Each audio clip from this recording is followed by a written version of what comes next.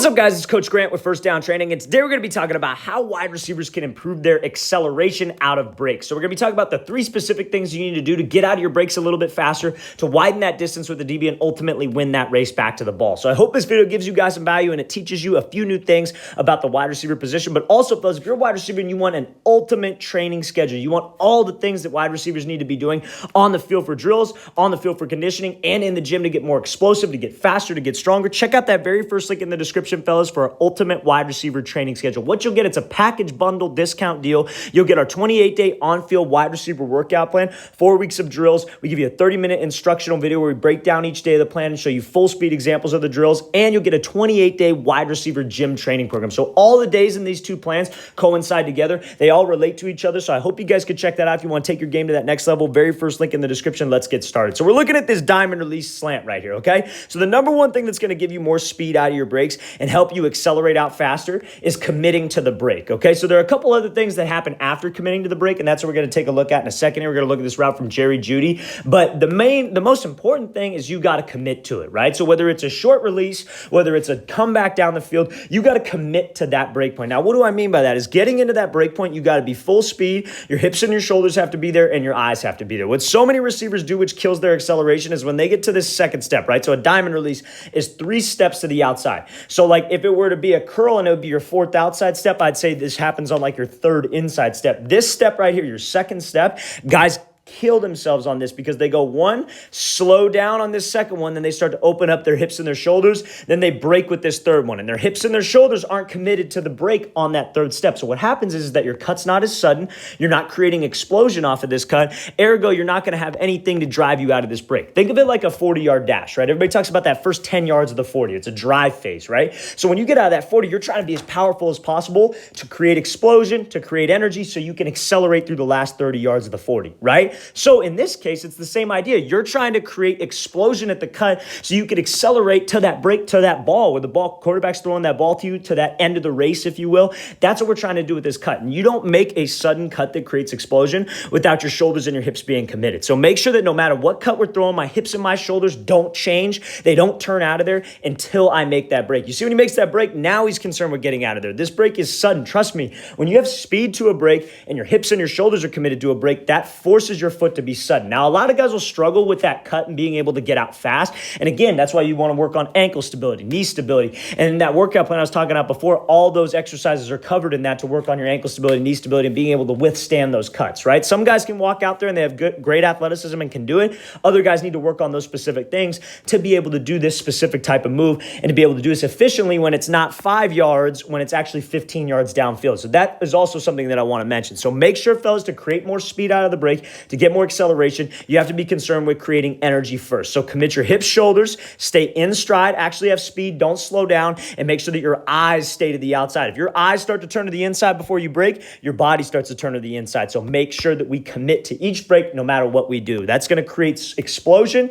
and that explosion will turn into acceleration. And now we're going to talk about how you guys can improve that acceleration specifically. Let's watch it again, full speed one more time. Great job coming off, hard 3 steps, and you see how much burst he has out of that break. So now we're going to be looking at this crossover route from Jerry Jeudy. I know it's a little blurry right now, but it'll be a little bit more clear when he throws this crossover. Most important thing I want to talk about is how you're striking the ground to get you some burst out of there and to get you some acceleration. So let's watch this thing full speed. So Jeudy does a great job hitting him with this crossover, right? So now, biggest thing, you see how much space he's got from this guy.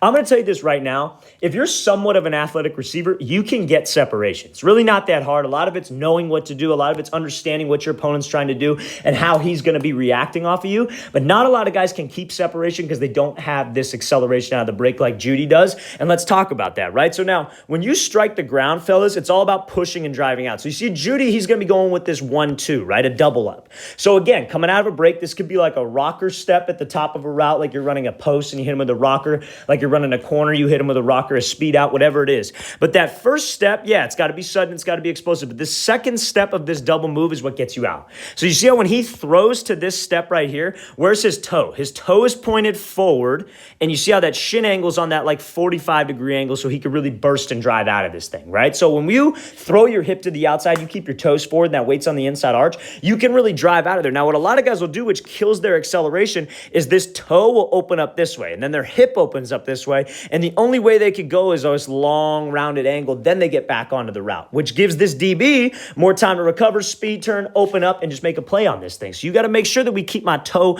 straight forward. Now, when I say inside arch, a lot of people are going to be like, oh, that's how you're going to hurt your knee. You don't want to strike the ground on your inside arch because, yeah, you're going to hurt yourself. You want to be on the balls of your feet that like arch, not the inside arch, the arch of your foot. That's where you want to be. You don't want to be on your heels because your heels will make you pop up, and you don't want to be on your toes because your toes will make you fall forward. You want to be on that middle part of your foot, that arch, and then after you strike, you want to be concerned with pushing. You want to be pushing like a pitcher's pitching off of a mound because that creates that energy, and that energy turns into acceleration. But that push helps you get that acceleration where you could open up your hips. I call it like opening a car door with like his left hip in this case, so you could get back onto that line and really accelerate. So if you guys throw an explosive cut outside the DB's frame, you get him to jump, but your toes open, or maybe you get stuck on that part of the cut because you're on the outside part of your foot, you're giving the DB time to react. Strike the ground on that arch of your foot, then push off of the inside arch of your foot to create that energy, to turn that energy from the break points, right? So your foot is sudden, then that push turns into acceleration to where you can get out. So now, after this, we're going to get into the last thing that's going to help you guys accelerate out of the break a little bit more,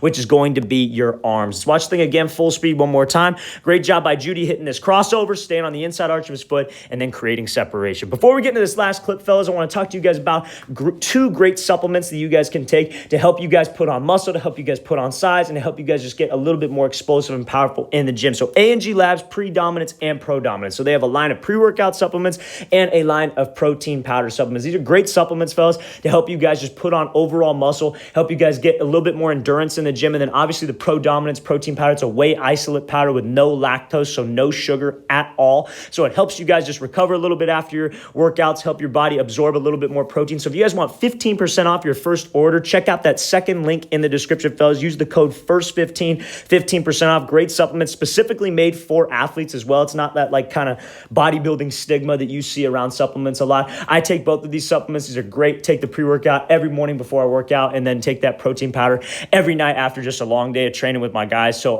really great supplements. Hope you guys could check that out if you want to build on some healthy muscle mass. Let's get back to this video. So first things first on this route right here, we're looking at from Sterling Shepard. When he comes off, the most important thing I would like to point out is his arms. That's what's going to tie into this acceleration out of this break. So important. So let's watch this thing full speed. So you guys have probably all seen this clip maybe at least once on social media, and you see how he rips those arms out of the break. And if not, this will be great for you guys to see again. But the most important thing when you guys get to a break point is, let's talk about the keys here, right? So what was the first key? You want to be sudden, right? Hips in your shoulders. You want to be in stride, and your eyes want to be straightforward. Shepard's got that, right? He's running a dig route, and a dig route or 10-yard in for some of you younger guys is very, very hard to do running full speed off of a speed cut. Because what a lot of guys will do is they'll make this break and then they'll drift. They'll drift out of there because they don't do what we're about to talk about. So when he's, and again, committed to the break, so what happens? His foot's sudden. Now, where's he striking the ground? Arch of his foot, not on his heels, not on his toes. Now look at that shin angle, 45-degree angle. It's not just Judy, because everybody loves to throw the excuse out there that, oh, Judy's just a freak of nature. Look at Sterling Shepard. That's where his 45-degree angle is with that shin, and he's pushing out of there. Now, I could push all day long. I could open up this hip, but I still may not have max acceleration. And what's super important is these arms, fellas. So when you guys get out of a break, like let's say we're on Sterling Shepard's side of the field. We're on the right side of the field, and we got to run to the inside. You guys will want to take your left arm and pretend that you want to, there's somebody right behind your back, and you're trying to elbow them. So you want to take this left elbow and rip it across your frame, because you see how he rips it across right there. That's the spot when he rips those arms across, because that gets your hips and your shoulders back down at 45. And when you're driving from your shoulders, keeping powerful arm swings, that gets you out of the break much faster, and it helps you keep that explosion, keep that acceleration out of the break, and you're under control because now you're back down that 45-degree angle. You're not drifting off of this route. So the last thing that's going to help you guys with acceleration out of the break, make sure you rip your arms. It'd be the same case. Like let's say it'd be opposite. Let's say this DB was here,